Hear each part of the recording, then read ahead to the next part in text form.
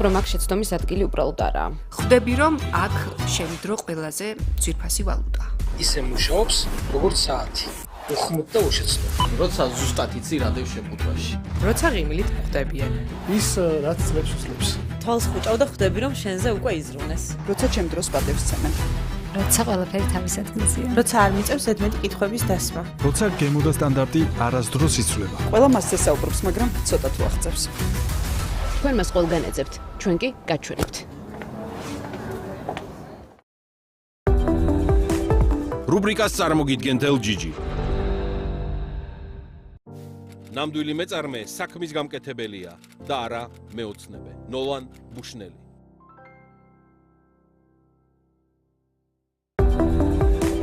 რუბრიკას წარმოგიდგენთ LGG.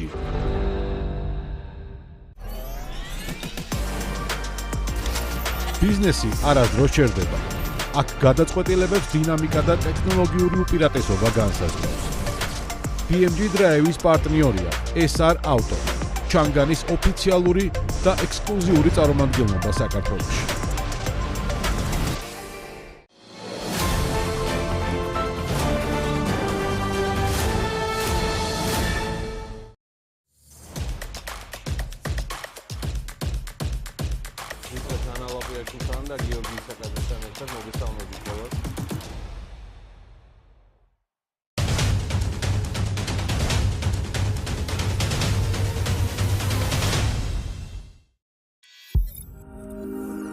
საქართველოში BMG-ის დროით 15 საათია.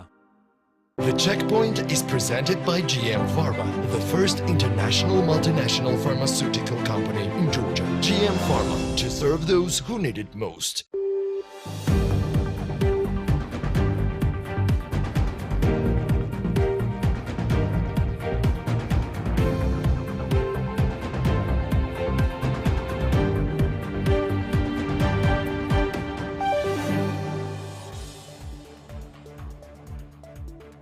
In April 2026, compared to the same period of the previous year, real GDP growth reached 6.2%, while the average growth rate for the first 4 months of 2026 was 8.3%. In April, the turnover of Georgia's private sector amounted to 15 billion Georgian lari, representing around 10% growth on year-to-year increase. By sectors, the strongest growth was recorded in manufacturing, while declines were observed in the mining and construction sector. Georgia's National Statistics Office published the poverty figures of 2025, according to which the absolute poverty rate decreased by 1.3 percentage point, reaching 7.1%. In addition to extreme poverty, relative poverty also declines. The share of the population living below 60% of median consumption fell to 17.3%, which is 1.6 percentage point lower than in 2024. The National Bank of Georgia is considering increasing the share of gold in the country's foreign exchange reserves. Gold currently accounts for 16.4% of reserves, or approximately $1 billion. This share is expected to rise, with the target level set at 25% of total reserves, which currently amount to $6.470 million.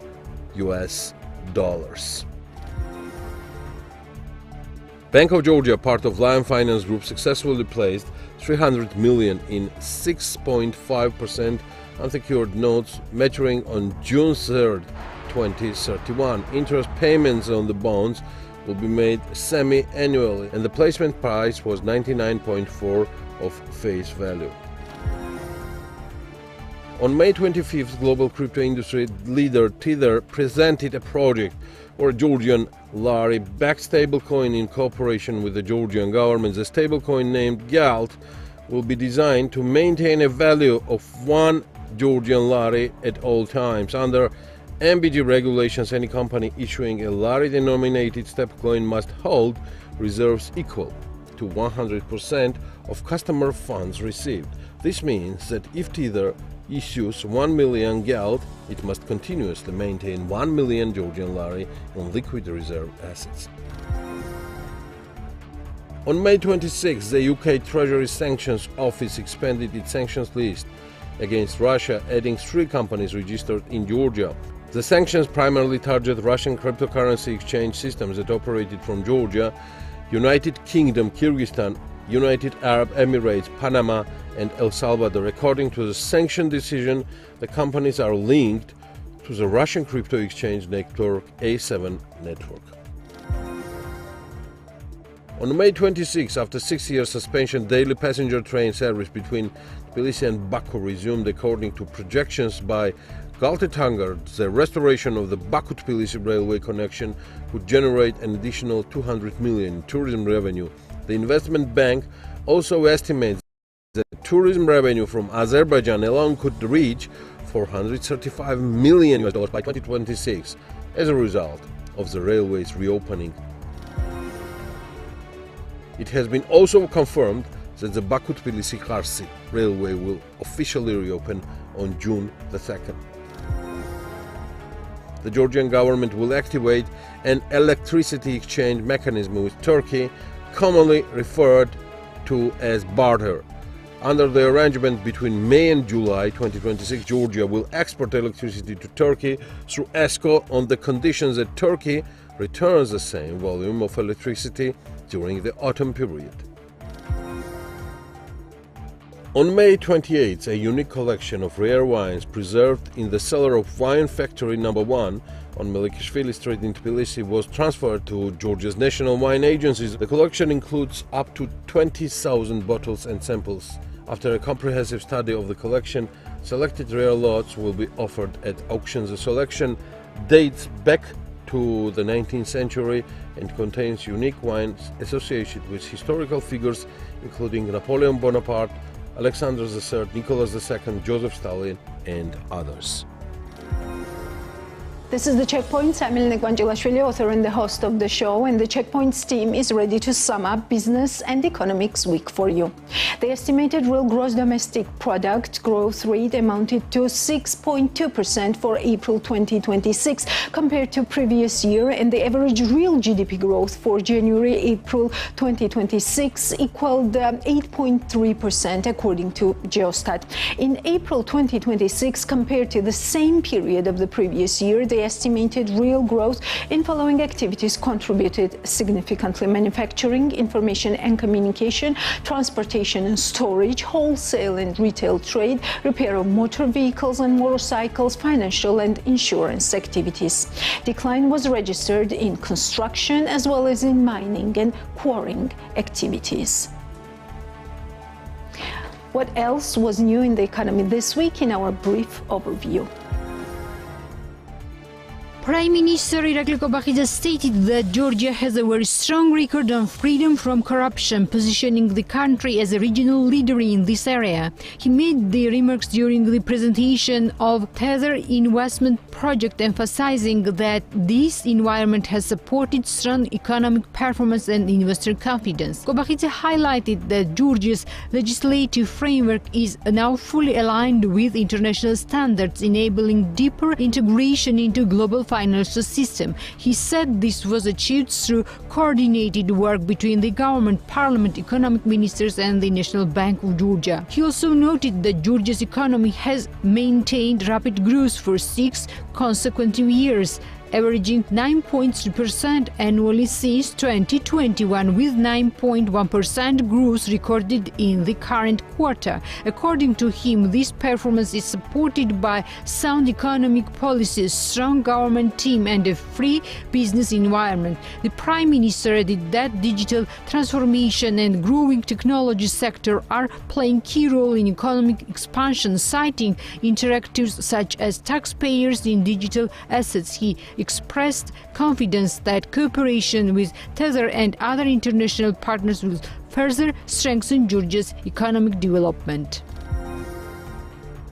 The Ministry of Economy declares that Georgia's strong economic performance continued into 2026, reporting sustained high growth momentum. The economy expanded by average on 9.1% in the first quarter and recorded 8% 6.3% over growth over the January-April, while April alone saw 6.2% growth, indicating resilience despite external and geopolitical challenges. The ministry highlighted strong business activity as a key driver, noting that VAT-registered enterprise turnover rose by 10.3% in April compared to the previous year. Business confidence also improved, reflected in a 6.9% increase in newly registered entities, reaching 6,195. Foreign trade played a significant role in supporting growth, with exports increased by 21.1% to $2.44 billion. Domestic exports showed particularly strong performance, surging by 73.5% to $1.55 billion. According to the ministry, the main contributors to economic expansion, including manufacturing, information and communications, transport and logistics, education, healthcare, trade and financial services. Growth in the industrial output was notably supported by domestic petroleum products, which alone contributed 1.38 percentage points to GDP growth. Tbilisi Mayor Kakakaladze has instructed the Municipal Audit Office and his deputies to investigate alleged defects in the recently renovated Alabari metro station after reports that water was leaking into the station during the heavy rain.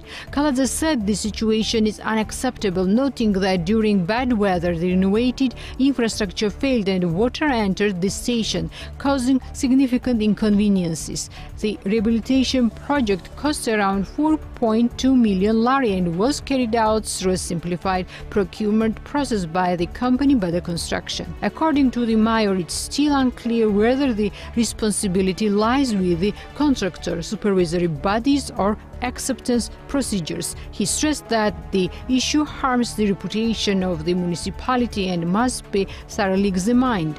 Kaladze added that all responsible companies working on municipal projects must ensure higher quality standards, emphasizing that infrastructure is expected to last for decades. The Alabari metro rehabilitation, which began in 2022 and was scheduled to last 8 months, was ultimately completed in 2024 after a 28-month delay. Georgia's Education Ministry says its initial attempt to procure school uniforms for primary school students has failed after the selected company refused to sign the contract. As a result, the simplified procurement process was cancelled and replaced with a new, higher-cost proposal worth 45.66 million lari. The procurement process began in April 2026 with a market study followed by a simplified purchasing request based on the results. However, on May 14, the company used as the pricing reference declined to formalize the agreement, forcing the ministry to restart the procedure. The original contract was valued at 44.9 million lari, but a revised market assessment conducted on May 20 led to slightly higher estimate for the new proposal. The ministry is now seeking approval to proceed through the state entirety educational resources. The plan covers the production and delivery of 1.8 million uniform units for primary school students between 2026 and 2027 academic year, with phased delivery scheduled between June and November 2026. The final supplier has not yet been publicly disclosed. After a 6-year suspension, passenger train receives on Baku-Tbilisi-Baku road have officially resumed. The first service from Baku departed on May 25 and arrived in Tbilisi early morning. A welcoming ceremony was held at Tbilisi railway station, attended by Deputy Minister of Economy Tamar Yuseliani, representatives of Azerbaijan Embassy, Georgian Railway and other officials. Georgian Railway head Lasha Bashidze said the demand for the route is strong and ticket sales are active. He noted that the restoration of daily passenger services between Tbilisi and Baku was made possible through successful cooperation with Azerbaijan partners and will have a positive impact on economic development. Deputy Economy Minister Tamar Yuseliani said the renewed rail connection will increase tourist flows and further strengthen people-to-people and economic ties between Georgia and Azerbaijan. The service is now operated using modern Stadler train sets, offering upgraded comfort and international standard travel conditions. Azerbaijan customs authorities also conducted special training for railway staff covering border procedures, baggage control, restrictions, and the use of a smart custom mobile application.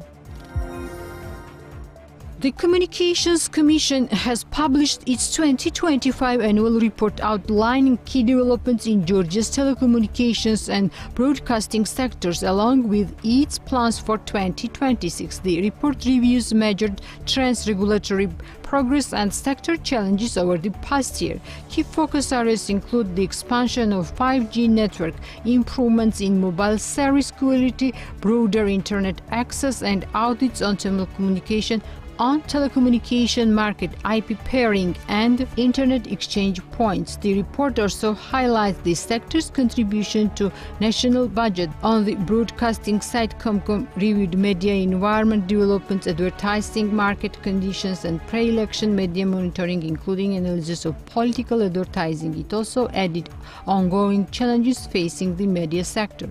A significant part of the report is dedicated to media literacy initiatives covering nationwide programs aimed at students, parents, and teachers to combat disinformation, improve digital safety, and strengthen critical thinking skills.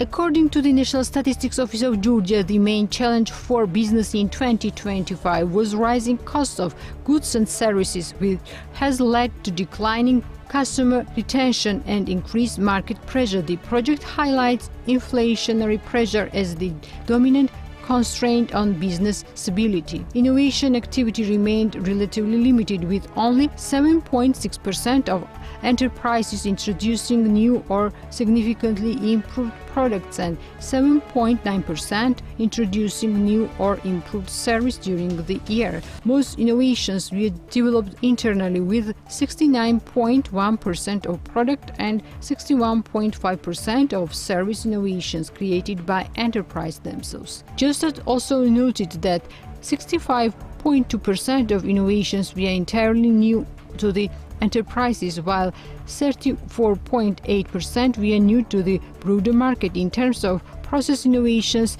82.5% were carried out in-house and 23.8% involved in cooperation with external partners. Strategically, enterprises prioritized quality improvement, enhancing existing product and services, and better serving existing customers. Despite these efforts, rising costs remain the key obstacle affecting competitiveness and long-term business stability. According to Geostat survey results in 2025, 7.6% of enterprises introduced new or significantly improved goods on the market, while the share of enterprises that introduced new or significantly improved service during this period was 7.9%. Innovations of goods and services in most cases were originally developed by the enterprises themselves. Accordingly, 69.1% and 61.5%. 65.2% of implemented innovations were new to enterprises, while 34.8% were new to the market. Innovations of business processes in 82.5% of cases were originally developed by the enterprises. In 23.8% of cases, innovations of business processes were developed with other enterprises or organizations. 23.6% were developed by enterprises by adapting or modifying goods services originally developed by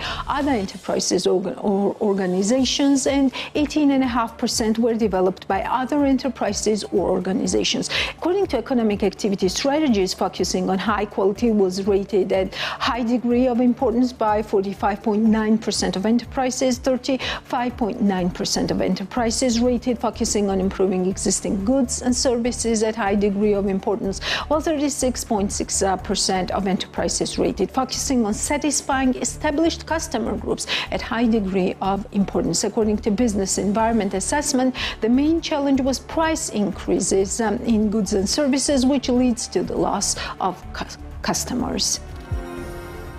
According to survey results, 94.9% of enterprises had access to the internet in 2025. Besides, 74.7% of enterprises used fixed line means such as fiber optic, cable technologies, DSL connection to access internet connection. In 2025, 35.5% of employees used portable computers or smartphones provided by the enterprise to support the internet connection, while the share of enterprises using web page or website was 15.3%. 25.8% of businesses used some social media tools, while 74.2% of enterprises did not use any social media. More on this week's business news and outlook comes from Natia Taktakishvili. Arki, Georgia's leading development company, has announced a strategic partnership with BI Group, the largest real estate developer in Central Asia. The cooperation aims jointly deliver international standard residential and mixed-use projects in Georgia and strengthen the country's position in the regional property market. Founded in Kazakhstan, BI Group operates across multiple countries, including Uzbekistan, Azerbaijan, the United Arab Emirates, United States, and parts of Eastern Europe. Over 30 years, the company has delivered around 9 million square meters of real estate, housing more than 600,000 residents with annual turnover exceeding $3 billion in 2025. It has been ranked among the world's top developers by Cushman and Veritas. Under the partnership, the companies plan to introduce advanced construction practices and digital technologies with a joint multifunctional residential project expected to be announced soon. BI Group will bring international expertise to Georgia's construction sector, marking what both sides describe as a strength for the market. Arki's founder Ilya Zulayas said Georgia's investment climate and growth rate are attracting major global players, while BI Group CEO Omarov highlighted Georgia's alignment with global urban development trends. The partnership follows recent large-scale announcements by Arki, including the Trump Tower Tbilisi project, further signing growing international interest in Georgia's real estate sector. ICR Group is refraining from launching new investment projects in Georgia for now, but the major retail company is continuing its development strategy and is preparing to enter the European market. According to ICR Group Supervisory Board Chairman Kakha Khazaradze, the company is currently conducting research for expansion, though he did not disclose specific details. He noted that the planned entry into Europe will also be focused on the trade sector. In an interview with BMG TV, Khazaradze said that although ICR Group is not currently considering new investment projects in Georgia, it remains open to development opportunities abroad. He explained that the company is exploring other attractive markets and that any future projects are more likely to be implemented outside the country in partnership with strong international partners. Khazaradze said the company is currently evaluating alternative markets, including in Eastern Europe, and emphasized that growth is essential for the company, employing around 1,000 persons. According to him, stagnation is not an option, and if the business expansion in Georgia is limited, the group must seek opportunities elsewhere to continue its development. He also explained that the main reason for pausing new investments in Georgia is uncertainty and lack of long-term predictability. Khazaradze said business like ICR Group requires stable institutions and clear long-term vision, adding that the current environment makes it difficult to operate confidently. He stressed that only with greater stability and clarity could the company consider expanding investments in sectors such as agriculture, including blueberry plantations, in the future. A new innovative complex called Frida is taking shape near Central Park in Saburtalo, offering a multifunctional space that belongs work, leisure, wellness, and entertainment. Developed by Kortebi, the project introduced a concept not yet seen in Georgia, an environment where daily, professional, and personal activities coexist effortlessly. The 7-story complex will feature a rare kinetic moving facade, cafes and restaurants, open and closed tennis and paddle courts, a gym, spa, rooftop areas, and 4,000 square meters of office space. According to General Manager Katie Bokuchava, Frida is designed to help modern professionals stay motivated, productive, and energized throughout the day. Bokuchava says the idea behind Frida was to create a space that satisfies the fast-paced lifestyle need of today's urban residents, where one can work, rest, socialize, and stay active without leaving the building. She notes that nothing similar currently exists in the Georgian market, situated between Vakha and Saburtalo. The location was strategically selected for easy access and strong urban flow. With the nearby Central Park undergoing rehabilitation, the complex expects over 5,000 daily visitors. The developer Kartabi is known for several innovative hospitality and real estate projects, including Air Balloon Tbilisi and Historia development. Over the next 2 years, the supply of office real estate in Tbilisi is expected to increase by 30%, significantly reshaping vacancy levels and competition, according to Natia Bochorishvili, CEO of Georgian Property Management. She told BMDG that companies are increasingly shifting from residential apartment-based offices to modern business centers. Bochorishvili noted that workplace expectations have risen sharply over the past decade, with firms prioritizing better quality environments and infrastructure. She added that the demand is currently strongest in Vakha and Saburtalo, where vacancy remains low at around 10%, while transport accessibility remains the key selection factor. She linked the surge in demand largely to the growth of IT sector and related regulatory incentives, which outpaced supply and created a shortage of office space. However, she expects this imbalance to ease as new developments enter the market, despite forecasts that vacancy could rise to 80% by 2028. She does not see a major risk to profitability, estimating only one major impact on yields of 1%. She also highlighted the shift toward co-working spaces for small teams. She said price remains a decisive factor even as demand for A and B class office increases. One of Georgia's leading premium furniture manufacturer, Memo Group, has launched a new modern production facility in Natakhtari, equipped with advanced Italian machinery aimed at improving efficiency and quality to international standards. A key addition at the plant is aluminum sliding system production. The company, which has partnered with global brand Aristo for 8 years, will now also produce a wide range of construction systems for the local market. The factory was officially unveiled on May 18, with around 100 designers and architects attending and touring the production lines and reviewing new Aristo products. Founder Georgi Chitadze said the facility expands the company's ability to turn design concept into finished products. An investment of 2.5 million lari was co-financed through the Enterprise Georgia program and expected to create jobs while strengthening Georgia's premium furniture manufacturing sector. Premium furniture manufacturer Mobilia Batumi has increased its products price this year due to a sharp rise in raw material costs. Executive Director Sopo Varshanidze told BMDG that MDF materials have become around 20% more expensive, directly affecting production costs and forcing the company to adjust prices by 15%. Varshanidze noted that early 2026 brought market stagnation due to external factors, including war in Israel, which temporarily halted several ongoing projects. However, she says demand has rebounded since May and the company is now in an active phase, installing completed projects and preparing for the peak season. Mobilia Batumi has now expanded its workforce to around 120 employees and expects 30% growth this year, while the company is exploring export markets, primarily Europe and Gulf.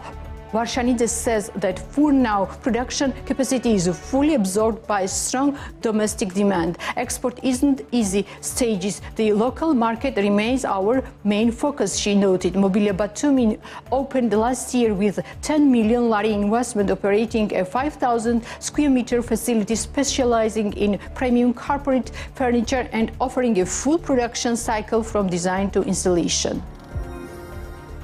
Georgian agro product known for its properly and kind and noble brands is not planning to enter private label production with retail chains at this stage. Founder Yosef Manjavidze told BMG the company will continue operating under its current business model. He said the firm remains focused on exporting distribution and increasing the visibility of locally produced goods while negotiations with retail chains continue individually. According to him, one of the key challenges for this sector is the lack of stronger incentives for domestic producers. Manjavidze also suggested that supermarkets should introduce dedicated shelves for Georgian-made products, a practice common in many countries to support local manufacturing. He added that producers still face additional costs when working with retail chains, including cashback fees and related charges. Meanwhile, the Parliamentary Commission on Price has noted that long-term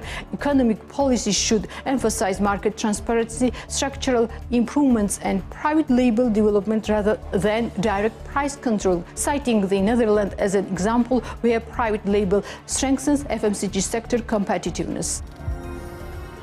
The family-run eco-village Hotel Melani in Kakheti is expanding beyond tourists into agro-production, developing a new tea production line alongside its hospitality service. Founder Taboridze told BMG TV's Women's Narrative that the project is shifting toward a broader agro-industrial model, supported by an EU-funded grant implemented by World Vision. The initiative includes building a small eco-friendly facility that will combine production, testing and educational spaces. The launch is expected around September, allowing visitors to observe the tea-making process on site. The project is also creating additional jobs, increasing seasonal tea picking staff from 7 to around 10 workers, while production expands across Melani municipality, where tourist initiatives are also planned. The company is simultaneously working on export plans, with negotiations underway to supply Georgian tea to Bulgaria, targeting both branded packaging products and raw tea for pharmaceutical use. Georgia's government is developing the country's first large-scale electricity storage facility, a 200-megawatt-hour battery energy storage system using a $104 million loan from the Asian Development Bank. However, according to the 2026 state budget, no funds have been spent on the project so far, despite an initial plan to utilize 35 million lari in the first half of the year. The procurement process for the project, carried out by the state-owned Georgian state electric system, was announced twice and officially concluded in November 2025. However, no winning bidder has been announced, and it remains unclear whether companies submitted proposals or at what stage the evaluation stands. The facility is planned to be built near the Ksani 500 substation in Tsketa municipality. It is intended to supply electricity during peak demand periods and store surplus energy generated during times of excess production.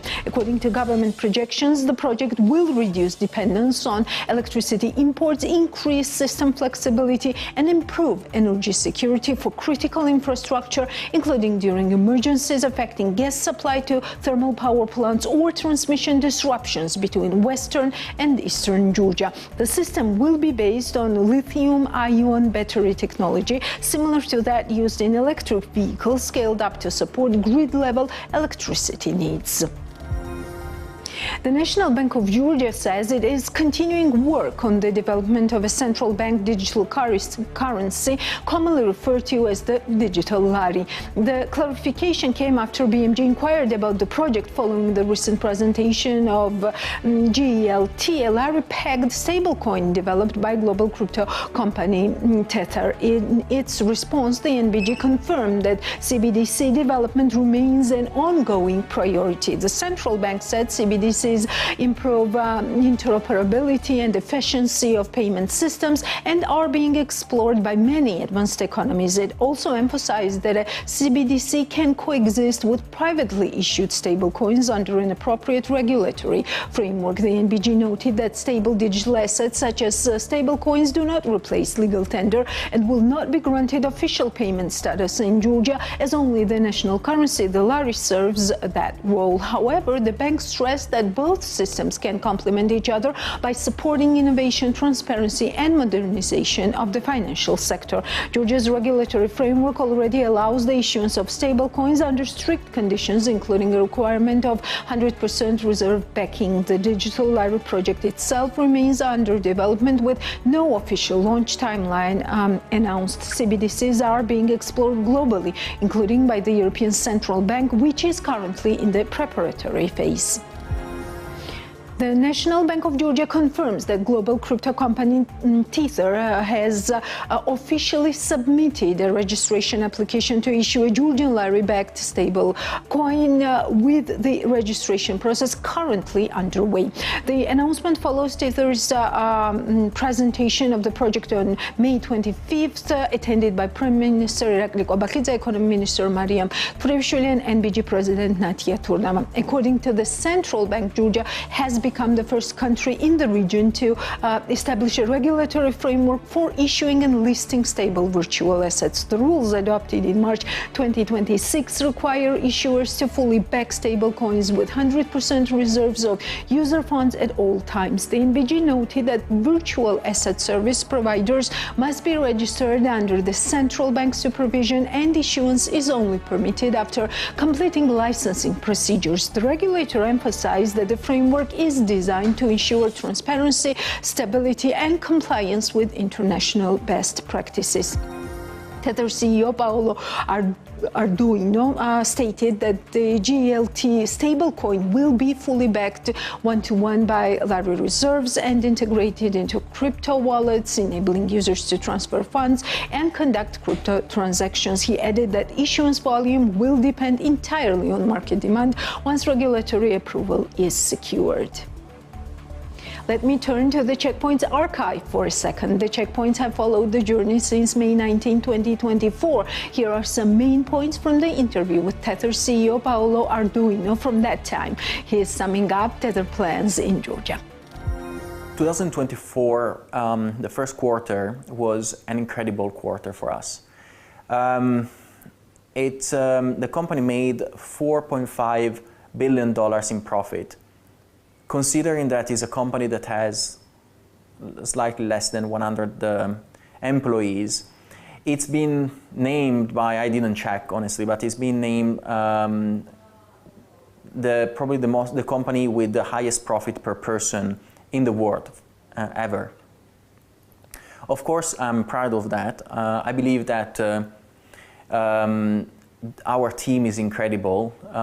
We made the unthinkable possible. We started in 2014 with a simple idea that was putting, the dollar, that most used currency in the world, on top of the best fintech technology that we had available, that was the blockchain. And 10 years after, Tether is actually changing the world. It is being used by 300-400 million people around the world. It is considered a lifeline for all the unbanked and the emerging markets. And how we made money is very simple. In the last year, something changed. As I said, a lot of national currencies had a huge inflation, and what happened is that even the US, that is considered probably the most stable country in the world, started to raise the interests on their debt. And Tether today holds around $100 billion of US debt in US Treasury bills. And in really short term, so it's extremely secure, we hold 3 months T-bills. And only that, without considering the other investments and the other activities that we're making, is yielding around $6 billion per year, only that.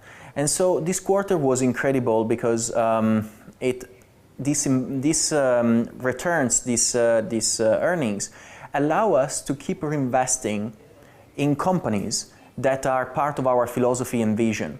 So we didn't distribute much to the shareholders, actually. Actually, the vast majority of these profits are going to be used to carry forward our philosophy of disintermediation, decentralization, and improving people's lives from the financial sector to the telecommunication, and data ownership sector. So we believe that countries like Georgia should be empowered with their own communication tools to keep control over their own citizens' data.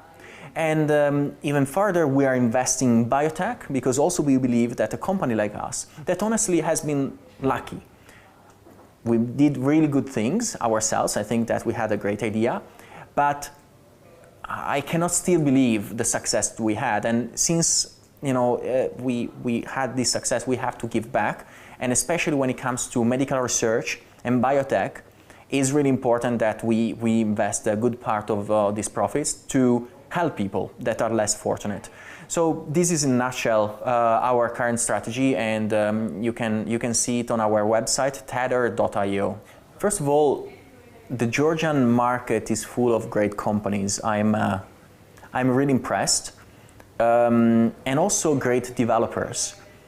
You have so much talent. So in general, I think that speaks really highly about the quality of the education here, because with so much talent, you have to have great universities. We partner with few universities here on the educational side for that specific reason. And yes, we started, tapping our toes into the water with CityPay last year, and with this year, with this bigger investment, we believe that from Georgia, CityPay can actually expand the entire CIS region to be the most important digital payment provider across all the neighbor countries. For that, of course, you need capital. You need to, because you have to expand, you have to purchase more hardware, but also you have to hire more people. And we found the founders of CityPay really well aligned with us. They are incredibly good at executing. They are humble, they are smart, and they can keep growing, maintain the company lean. That is very, very important in order to keep control over the operations. And on the other side, I mention all the time that education is really important for us, and I was impressed by the results that Academy of Digital Industries was able to achieve in a really short time, graduating more than 20,000 students with 50 different courses, of course repeated multiple times, but that is, I think, one of the best approaches that I have seen when it comes to edutech. In 2020, with the pandemic, I'm Italian, and I saw the struggle of Italy when the pandemic struck, and no school was ready for digital education. No child had access to an iPad.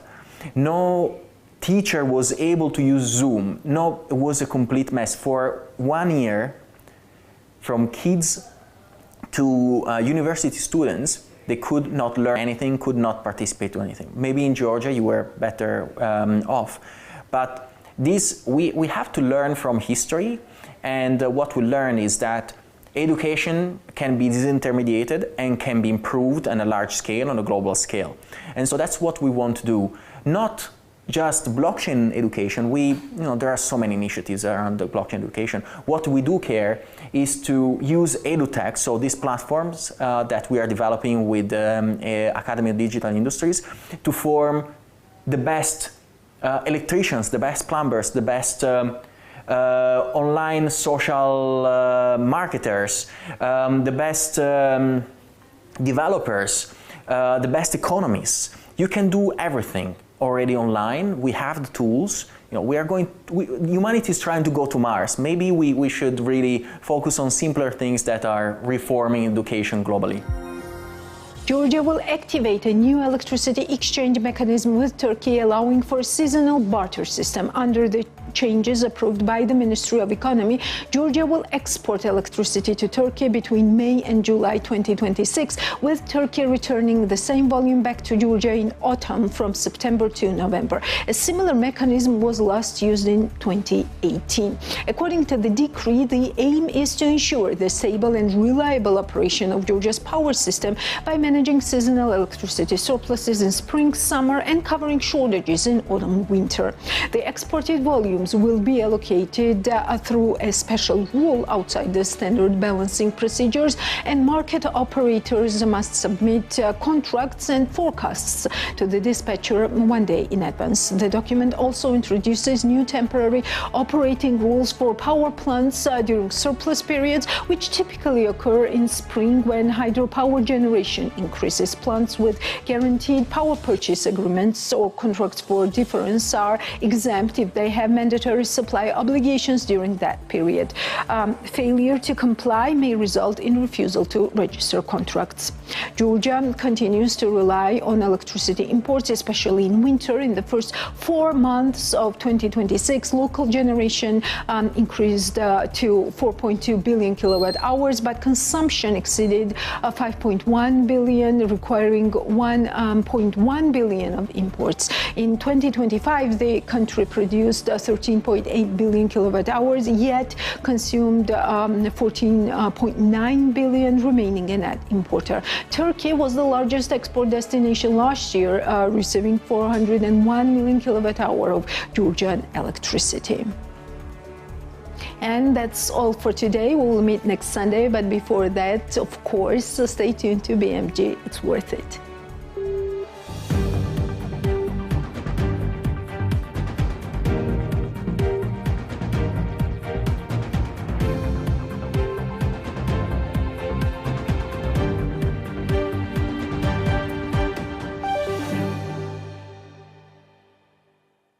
The Checkpoint is presented by GM Pharma, the first international multinational pharmaceutical company in Georgia. GM Pharma, to serve those who need it most.